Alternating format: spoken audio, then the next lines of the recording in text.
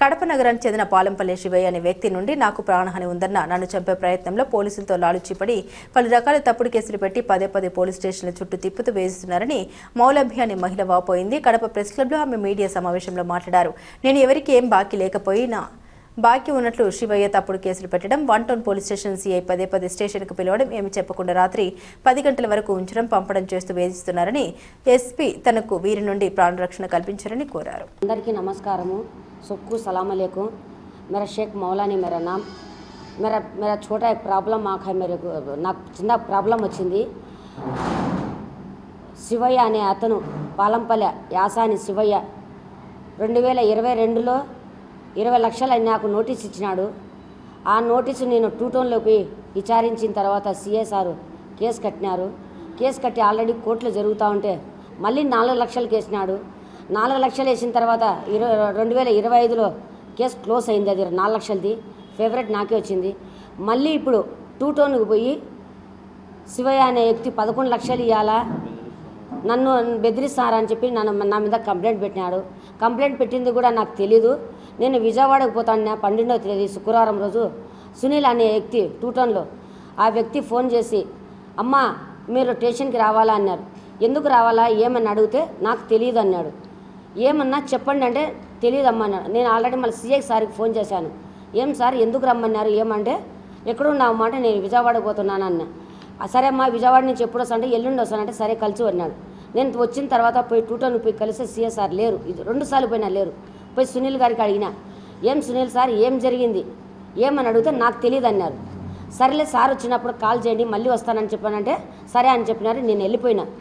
మళ్ళీ ఒకసారి పిలిచిన తర్వాత నేను సిఐ గారికి పోయి కలిశాను. రాత్రి 8 గంటలకి పోయి కలిస్తే ఏం సార్ అని అడిగితే, సార్ అమ్మ నీ మీద శివయ్య అనే వ్యక్తి కంప్లైంట్ ఇచ్చినాడు 11 లక్షలు ఇవ్వాలని.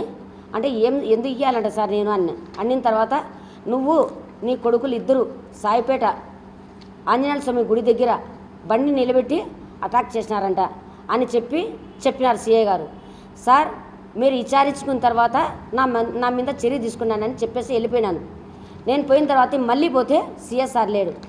సునీల్ సార్కి అడిగితే నాకు తెలియదు అన్నారు. సరే నా మీద కేసు కట్టినారని చెప్పిన తర్వాత నేను దిశకి ఎస్పీ దగ్గర పోయి సోమవారం రోజు దిశలో పెట్టిన తర్వాత నాకు 2 టౌన్ నుంచి కాల్ వచ్చింది మధ్యాహ్నం 3:30కు.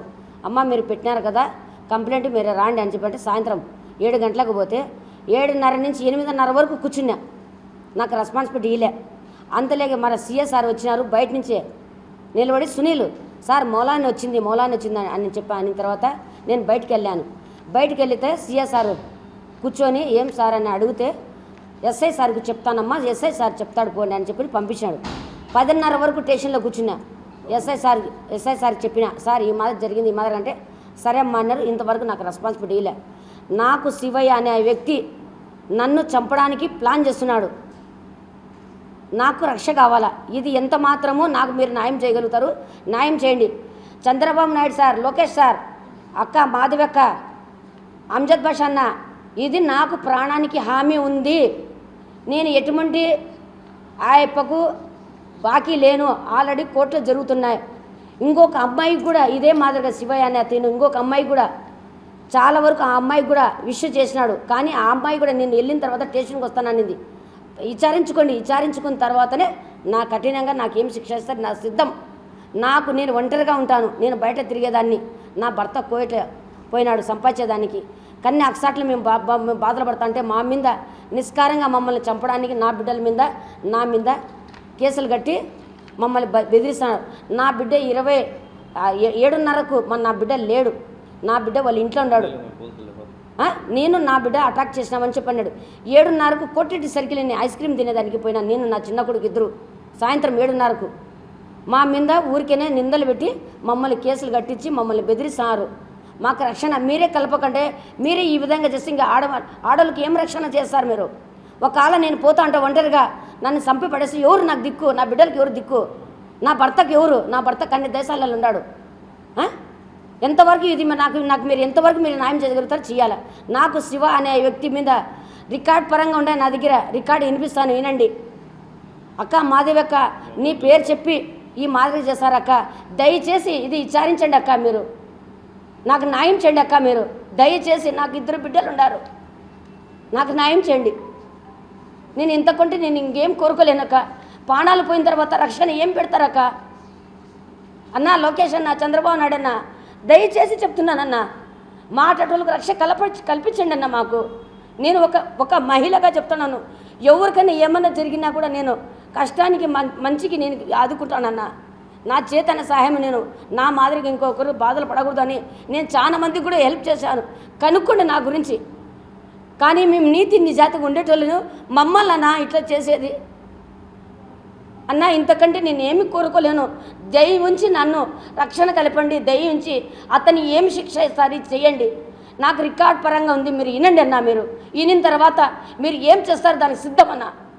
ఎస్పీ గారు, సార్ మీ దగ్గర 2 సార్లు వచ్చాను సార్ మీరు కలసాలని, మీరు లేరు సార్, మీటింగ్ వెళ్ళారని చెప్పారు. నేను 2 సార్లు మీ ఆఫీస్ కాడికి వచ్చాను, దిశ పోలీస్ స్టేషన్లో కంప్లైంట్ పెట్టినాను. కంప్లైంట్కి నాకు జవాబు ఇలా 2 టన్ పంపించారు, నాకు జవాబులే. డిఎస్పీ సార్కి దగ్గరికి పోయినాను 2 సార్లు, అక్కడ సార్ గారు లేరు. ఏమన్నా జరగరాని జరుగుతా ఎవరు సార్ నన్ను కాపాడేది? చెప్పండి సార్, దయచేసి నాకు రక్షణ కల్పించండి, నాకు న్యాయం చేయండి. మీకు ఇంతకంటే నేను కోరుకుంటే ఇదే సార్, మహిళలకు రక్షణ కలపండి సార్. మీరు పార్టీ తరఫంగా వద్దు సార్, పార్టీలని చాలా మంది బలవుతారు సార్. ఇంతకంటే నేను కోరుకుంటే ఇదే సార్. అందరికీ దండాలి సార్.